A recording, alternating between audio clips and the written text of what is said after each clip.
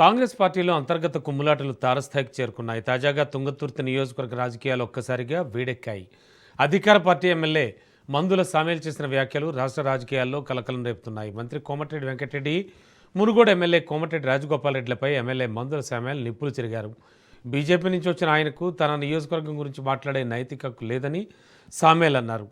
ముందు మునుగోడులో ఉన్న మురికిని కడుక్కోవాలని తీవ్ర పదజాలంతో విమర్శించారు.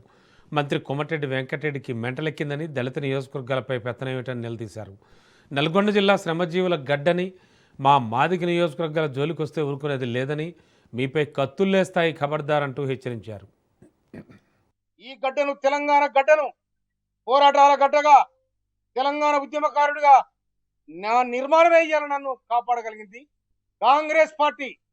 నిటారుగా నిలబడ్డ ఒక ఉద్యమకారుడికి టికెట్ ఇస్తే గెలుస్తాడు, మనకు సీట్ వస్తుందని చెప్పి కాంగ్రెస్ పార్టీ ముఖ్యమంత్రి రేవంత్ రెడ్డి గారు, గవర్నర్ ఉత్తమ్ కుమార్ రెడ్డి గారు ఆలోచన చేసి నాకు టికెట్ ఇవ్వడం జరిగింది.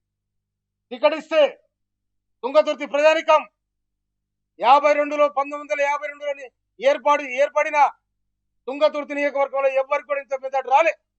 ప్రజలు నాకు ఇచ్చిన ఎందుకు ఇచ్చారు? నేను తెలంగాణ ఉద్యమకారుడిగా నా ఇక్కడ చరిత్ర నిలబడడం జరిగింది.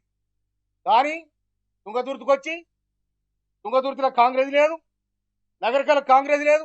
నీ మునుగోడు మురిసిపోతుంది, నీ మునుగోడు మొత్తం మురికి అయింది. ఆడ చూసుకోపోయి ఆడ నీ చక్కదనం చూసుకోపో, నీ నువ్వు కడుక్కో, నీ నువ్వు చూసుకో.